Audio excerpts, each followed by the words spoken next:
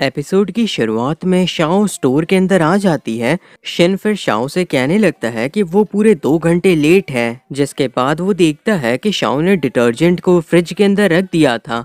और उसके बाद शाओ कहने लगती है कि इससे क्या फ़र्क पड़ता है कि चीज़ें कहाँ पे कैसे हैं, कस्टमर उन्हें ढूंढ ही लेंगे। ये सुनकर के शिन कहने लगता है कि तुमने पहले कभी कोई दूसरी नौकरी नहीं की ना। तो फिर शाओ बताती है कि उसने पहले एक गड्ढे को खोदा था जहाँ पे उसकी फैमिली ने काफी सारी बोरियों को दफना दिया था। शिन फिर जा करके साकामोटो से कंप्लेन करने लगता है और कहता है कि उन्हें शाओ को निकाल देना चाहिए, वो हमारे पीसफुल एटमॉस्फेयर को खराब कर रही है। शाओ ये सुनकर के कहती है कि आखिर ये कहाँ से पीसफुल उसे लग रहा है, क्योंकि वो एक्स माफिया से है और वो दोनों एक्स हिटमैन हैं। शन ये सुनकर के कहता है कि वो लोग पीसफुल रखने की कोशिश कर रहे हैं। तभी साकामोटो कहने लगते हैं कि तुम दोनों लड़ना बंद करो। वो शिन से कहते हैं कि वो अच्छी तरीके से शाओ से बात करे और शाओ माफी मांगे लेट आने के लिए। उन्हें इस तरीके से बात करता देखे शाओ और शिन दोनों ही काफी हैरान रहते हैं, क्योंकि आमतौर पे साकामोटो कभी भी इतनी बात नहीं करते और शिन तो उनके साथ सालों तक काम किया है, वो इतनी बात पहले कभी नहीं किए। साकामोटो ये सुन करके कहने लगते हैं कि तुम लोग ऐसा कैसे कह सकते हो, मुझे ये सुन करके बुरा लग रहा है। तुम लोग अगर ऐसे ही मेरी फीलिंग्स को हर्ट करोगे तो फिर मैं तुम्हें मार दूंगा। शिन ये सारी चीजें सुन करके सोचने लगता है कि साकामोटो पहले कभी इतना सोचते भी नहीं थे, तो आखिर वो आज इतनी ज्यादा बात क्यों कर रहे हैं। जिसके बाद वहाँ पे एक दूसरे साकामोटो भी आ जाते हैं, जो कि शॉप के अंदर जा करके बैठ करके न्यूज़पेपर को पढ़ने लगते हैं। ज्यादा बात करने वाला साकामोटो फिर कहने लगता है कि क्या वो उसे इग्नोर करने की कोशिश कर रहे हैं। तभी साकामोटो अपनी नाइफ को निकाल करके उसके ऊपर हमला कर देते हैं। शिन ये देख करके सोचता है कि आखिर यहाँ पे चल क्या रहा है। दोनों ही साकामोटो एक दूसरे के ऊपर हथियार ताने हुए थे। असली साकामोटो फिर अपने ब्लेड को नीचे कर लेते हैं, जिससे पहले वाला साकामोटो एक दूसरे ही इंसान के अंदर बदल जाता है और कहने लगता है कि मिस्टर साकामोटो आपसे मिले काफी वक्त हो गया। शिन ये सारी चीजें देख करके हैरान हो जाता है और सोचता है कि आखिर वो इस तरीके से अपने चेहरे को कैसे बदल सकता है और आखिर वो उसके दिमाग को क्यों नहीं पढ़ पाया। वो इंसान फिर शिन और शाओ को देख करके हंसने लगता है कि उसने उन्हें बेवकूफ बना दिया। ये सुनकर के उन दोनों को काफी गुस्सा हो जाती है और वो उसे मारते हैं। शिन कहने लगता है कि आखिर ये इंसान कौन है और आखिर वो साकामोटो को कैसे जानता है। फिर वो इंसान बताने लगता है कि उसका नाम अयूमो है और वो पहले साकामोटो के साथ काम क्या करता था और वो साकामोटो का दोस्त है और उसकी एज 18 साल है। ये सुनकर के साकामोटो कहते हैं कि असल में अयूमो भी एक असैसिन है और असल में उसकी एज 27 साल है। ये सारी बातें सुन करके शिन और शाओ उसे दोबारा से मारने लगते हैं कि वो झूठ बोल रहा था। आगे अयूमो उन्हें बताने लगता है कि मिस्टर साकामोटो के ऊपर 1 बिलियन येन का इनाम रखा गया है, तो उन्हें मारने के लिए और भी काफी सारे असैसिन्स आएंगे। 1 बिलियन येन की बात को सुन करके शाओ काफी ज्यादा हैरान हो जाती है। तो फिर शिन कहता है कि उसे लग रहा है अयूमो दोबारा से झूठ बोल रहा है। अयूमो ये सुन करके कहता है कि नहीं, ऐसा बिल्कुल नहीं है और अभी से ही सारे असैसिन्स के बीच में ये रूमर आ चुका है। जल्द ही ऑफिशियली बाउंटी को पब्लिश कर दिया जाएगा। उन्हें संभल के रहना होगा, क्योंकि काफी सारे हिटमैन साकामोटो को मारने के लिए आएंगे।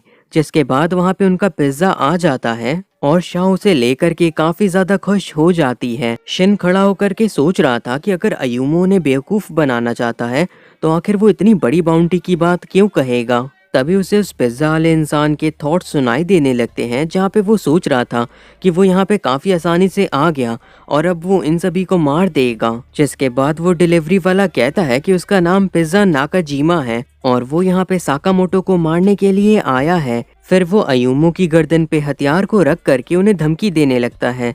शिन सोच रहा था कि आखिर उसे आगे क्या करना चाहिए, लेकिन साकामोटो उसे इग्नोर करते हुए पिज्जा आराम से बैठ करके खा रहे रहते हैं। ये देख करके नाकाजीमा को काफी ज्यादा गुस्सा आने लगती है और वो अयूमो को मारने का सोचता है, लेकिन तभी अयूमो उसे मार करके बेहोश कर देता है और उसकी गर्दन को पकड़ लेता है। शिन ये देख करके सोचने लगता है कि आखिर वो उन रस्सियों से कैसे आजाद हुआ। साकामोटो फिर अयूमो से कहते हैं कि वो उसकी गर्दन को छोड़ दे, अयुमो उनकी बात को मान जाता है और उसे जाने देता है, जिसके बाद वो कहने लगता है कि क्या वो अभी भी किसी को मारने से बच रहे हैं। अगर वो इसी रास्ते पे चलते रहेंगे तो फिर वो ज्यादा देर नहीं टिक पाएंगे, क्योंकि उन्हें मारने के लिए अयुमो और उसके जैसे ही काफी सारे अच्छे हिटमैन भी आएंगे, और अगर वो वहाँ पे कोशिश करते हैं उन्हें न मारने की तो वो खुद मर जाएंगे। लेकिन उन्हें ज्यादा चिंता करने की जरूरत नहीं है, क्योंकि अयुमो के पास इससे ज्यादा जरूरी मिशंस भी हैं, और साकामोटो को तो इन सारे मिशंस के बारे में पता ही होगा, जहाँ पे उन्हें दूसरे हिटमैन को मारना रहता है। साकामोटो फिर अयुमो से पूछते हैं कि आखिर बाउंटी किसने रखी। ये सुनकर के अयुमो कहता है कि हिटमैन सवाल नहीं पूछते, वो सिर्फ ऑर्डर्स को फॉलो करते हैं। शाओ कहती है कि क्या यहाँ पे और भी ऐसे ही पिज्जा डिलीवरी वाले असैसिन्स आते रहेंगे। अयुमो ये सुनकर के कहता है कि इसके जैसे नूब उनके ज्यादा करीब नहीं आ पाएंगे, इसीलिए आगे चल के उनके खिलाफ इससे भी अच्छे असैसिन्स आएंगे। अयुमो फिर वहां से जाने से पहले कहता है कि वो बस आखिरी बार साकामोटो के जिंदा चेहरे को देखना चाहता था। शिन उसके पीछे बाहर जाता है, लेकिन वो वहां से गायब हो जाता है, जिसके बाद साकामोटो उसी पिज्जा बॉक्स की ओर देखने लगते हैं। पिज्जा बॉक्स के अंदर कैमरा लगा हुआ था और ये सारी चीजें कुछ लोग बैठ करके देख रहे रहते हैं। तभी वहाँ पे बैठा हुआ एक इंसान कहने लगता है कि क्या उन्हें सच में इस मोटे इंसान को मार के 1 बिलियन येन मिलेंगे। तो फिर सिल्वर बाल वाला इंसान कहने लगता है कि ये इंसान पहले लेजेंडरी हिटमैन हुआ करता था, लेकिन अब वो काफी सालों से रिटायर हो गया है। फिर वो सामने वाले इंसान का मजाक उड़ाने लगता है कि वो एक जेनिटर है, जो कि काफी ज्यादा ओल्ड फैशन तरीका है भेस बदलने का। तभी उन लोगों का बॉस कहने लगता है कि उन लोगों को संभल के रहना होगा, क्योंकि पहले साकामोटो द ऑर्डर का हिस्सा हुआ करता था। ये सुनकर के वो सभी कहने लगते हैं कि उन्हें नहीं लगता कि ऑर्डर जैसी कोई चीज एग्जिस्ट करती है। साकामोटो को कैमरे का पता चल गया था, जिसके बाद वो उन्हें धमकी देते हैं कि अगर वो उनके ऊपर ऐसे ही जासूसी करेंगे तो फिर वो उन्हें जहन्नम पहुंचा देंगे। जिसके बाद वो कैमरे को तोड़ देते हैं। सभी ये देख करके सोचने लगते हैं कि साकामोटो को कैमरे का पता था, वो उन्हें हल्के में नहीं ले सकते। शिन फिर साकामोटो से पूछने लगता है कि आखिर उन्हें आगे क्या करना चाहिए। तो फिर साकामोटो कहते हैं कि उन्हें थोड़ा शांति से रहना होगा, ताकि वो किसी की अटेंशन को अट्रैक्ट ना करें। तभी वहाँ पे हाना आ जाती है और कहने लगती है कि वो काफी ज्यादा एक्साइटेड है शुगर बनी से मिलने के लिए। शिन ये सुन करके कहता है कि आखिर ये शुगर बनी क्या चीज है। तभी वो देखता है कि साकामोटो काफी ज्यादा घबरा रहे हैं, जिसके बाद हमें एक अम्यूजमेंट पार्क को दिखाया जाता है, जिसे लेकर के शिन, शाओ और साकामोटो तीनों ही काफी परेशान रहते हैं, क्योंकि यहाँ पे कोई भी उनके ऊपर कहीं से भी हमला कर सकता है। वो लोग फिर जा करके एक बोट वाले झूले के ऊपर बैठते हैं, जहाँ पे आओई और हाना काफी ज्यादा एंजॉय कर रहे रहते हैं। शिन को काफी ज्यादा डर लग रहा रहता है और साकामोटो को उल्टी आ रही रहती है, और शाओ की इस राइड से ही हालत खराब हो जाती है। साकामोटो फिर सोचने लगते हैं कि उन्होंने शायद थोड़ा ज्यादा ही खाना खा लिया। शिन हॉस्पिटल को कॉल करने का सोचता है, लेकिन आओई कहती हैं कि वो पानी पी करके ठीक हो जाएंगे। हाना फिर शाओ को काफी सारी चीजें बताने लगती है शुगर बनी के बारे में, कि वो किस तरीके से काफी बड़ा सा है और साथ ही साथ काफी ताकतवर है।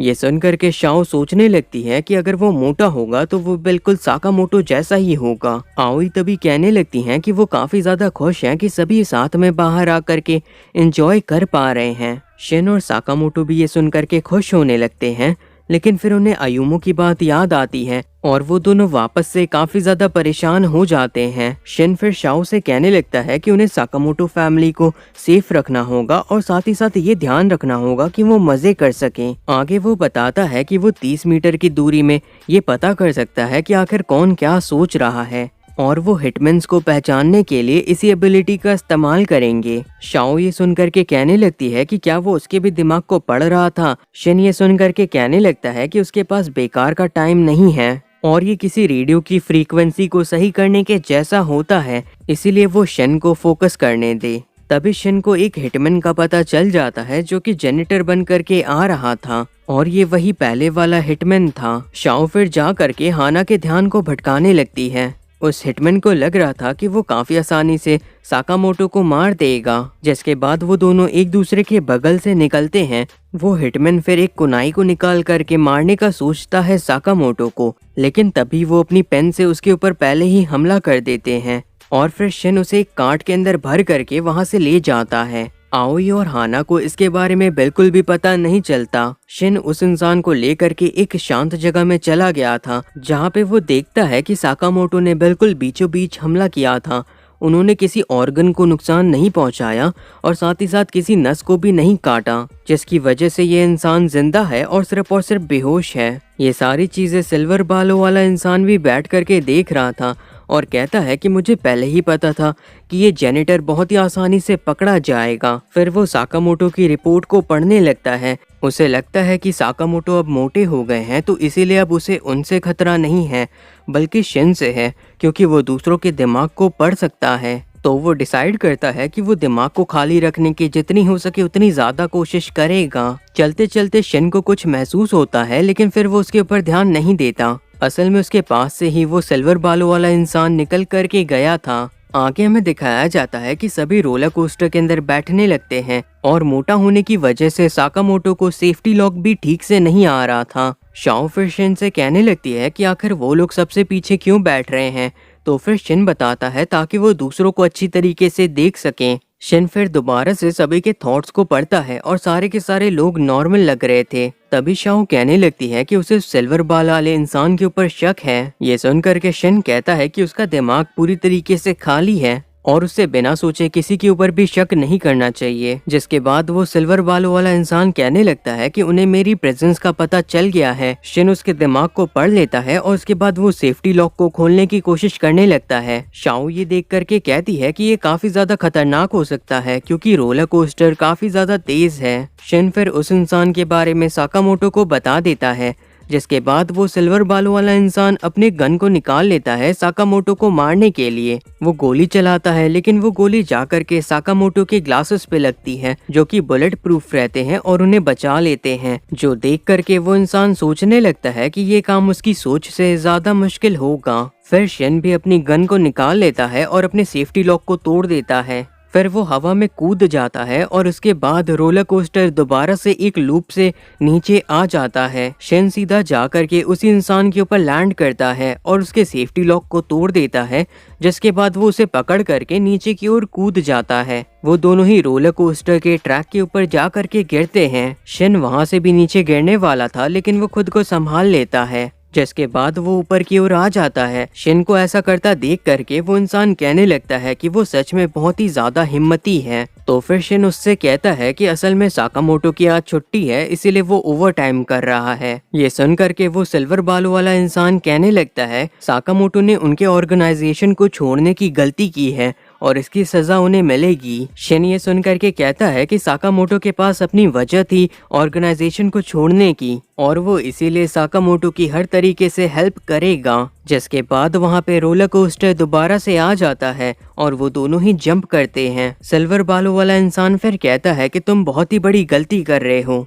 जिसके बाद वो हवा में ही शिन के ऊपर सीक्रेट वेपन से हमला कर देता है। शिन सारे के सारे ब्लेड से बच जाता है, लेकिन एक ब्लेड उसे टच करके निकल जाता है, लेकिन सिर्फ उसकी वजह से शिन नीचे जमीन पे गिर जाता है। शिन को ये पता चल गया था कि असल में इस ब्लेड के अंदर पॉइजन है और अब शिन को उसकी आंखों से कुछ भी दिखाई नहीं दे रहा था। सिल्वर बाल वाला इंसान कहता है कि असल में उसने खुद से इस पॉइजन को बनाया है और वो बहुत ही जल्दी मरने वाला है, लेकिन फिर भी शिन उठने की कोशिश करने लगता है। जो देख करके सिल्वर बालों वाला इंसान कहता है कि तुम आखिर उस डरपोक को बचाने की कोशिश क्यों कर रहे हो? साकामोटो को सिर्फ और सिर्फ अपनी जान बचाने की चिंता है। शिन ये सुन करके कहता है कि साकामोटो को पहले अपनी जान की बिल्कुल भी चिंता नहीं थी, लेकिन अब उनके पास एक फैमिली है जिसका वो ख्याल रखना चाहते हैं। ये सारी बातें सुन करके वो इंसान कहता है कि तुम सिर्फ बकवास कर रहे हो। तुम चाहते तो मेरे हमले को काफी आसानी से डॉज कर सकते थे, लेकिन तुम डर गए, जिसकी वजह से तुम्हारे रिफ्लेक्स उतने तेज नहीं रहे। जिसके बाद शिन उठ जाता है और कहता है कि इंसान जिस भी चीज को पसंद करता है वो उसे प्रोटेक्ट करने के लिए कुछ भी कर सकता है, इसीलिए वो भी हार नहीं मानेगा और आखिरी तक लड़ेगा। सिल्वर बालों वाला ये सुन के कहता है मुझसे मजाक मत करो, तुम तो अब देख भी नहीं सकते, तो आखिर तुम मुझसे कैसे लड़ोगे? शिन फिर सोचने लगता है कि ये इंसान अभी भी कुछ भी नहीं सोच रहा है, वो अपने दिमाग को काफी ज्यादा शांत रखा है। रोलर कोस्टर दोबारा से आने लगता है तो फिर वो जंप करता है, लेकिन तभी वो देखता है कि शिन ज्यादा ऊंची जंप नहीं लगाया है। शिन फिर उसे पकड़ लेता है और रोलर कोस्टर के ऊपर बैठा देता है। सिल्वर बालों वाला ये देख करके कहता है कि ये काफी अच्छा मूव था, लेकिन तुम अभी भी नहीं देख सकते तो तुम मेरा मुकाबला नहीं कर पाओगे, और वो शिन के ऊपर भारी पड़ने लगता है। शिन फिर आसपास के लोगों का दिमाग पढ़ने लगता है हिंट्स के लिए, जिसके बाद वो हाना को ढूंढ लेता है और वहाँ पे साकामोटो भी रहते हैं। फिर वो उस हिटमैन को लेकर के उनकी ओर कूद जाता है। वो लोग जहाँ पे कूदे थे वहाँ पे शुगर बनी का एक शो चल रहा था। स्टेज पे परफॉर्म कर रहे लोग उनसे कहने लगते हैं हटने के लिए, तो फिर सिल्वर बालों वाला उन्हें धमकी देता है कि वो उन्हें मार देगा। तभी शुगर बनी आकर के कहने लगता है उससे जाने के लिए, क्योंकि वो उसे संभाल लेगा। उस शुगर बनी की कॉस्ट्यूम के अंदर शिन रहता है, जो कि अब देख पा रहा था। शिन की बात सुन करके सिल्वर बालों वाला कहता है कि तुम्हारी आंखें इतनी जल्दी ठीक नहीं हो सकती। तभी शिन आकर के उसे बहुत ही जोर से पंच कर देता है, जिससे वो सिल्वर बालों वाला काफी ज्यादा हैरान होता है कि आखिर पॉइजन का असर इतनी जल्दी कैसे चला गया। सभी लोग ये सारी चीजें देख रहे थे और उन्हें लग रहा था कि ये एक्ट का हिस्सा है। सिल्वर बालों वाला फिर कहने लगता है कि उसे नहीं पता कि शिन ने आखिर क्या किया कि उसकी आंखें ठीक हो गई, लेकिन अब वो अपना बेस्ट दे के उससे लड़ेगा। लेकिन शिन इस बार उसके ऊपर भारी पड़ रहा था। आओई ये सारी चीजें देख करके कहने लगती है कि ये तो काफी ज्यादा इंटेंस है, और उनके ऊपर बैठ करके ही साकामोटो सारी चीजें शिन को बता रहे थे, जो देख करके आना कहने लगती है कि पापा इतने ध्यान से देख रहे हैं जैसे वो खुद ही छोटे बच्चे हों। साकामोटो शिन को उसके आने वाले मूव्स भी बता दे रहे थे, जिससे शिन उन्हें आसानी से डॉज कर ले रहा था। शिन का फाइटिंग स्टाइल पहले से बिल्कुल चेंज हो गया था, जो देख करके सिल्वर बालों वाला भी काफी ज्यादा हैरान हो गया था। जिसके बाद वो शिन के ऊपर हमला करता है और वो देखता है कि शिन की आंखें तो बंद थी, जिससे वो और भी ज्यादा चौंक जाता है। जिसके बाद साकामोटो शिन से कहते हैं कि अब उसे यहीं पे खत्म कर दो, और फिर शिन दोनों पैरों से उसे जाके किक कर देता है। जिसके बाद सभी शुगर बनी यानी कि शिन के लिए तालियां बजाने लगते हैं और चीयर करते हैं। शिन और साकामोटो भी फिर एक दूसरे को थम्स अप करते हैं।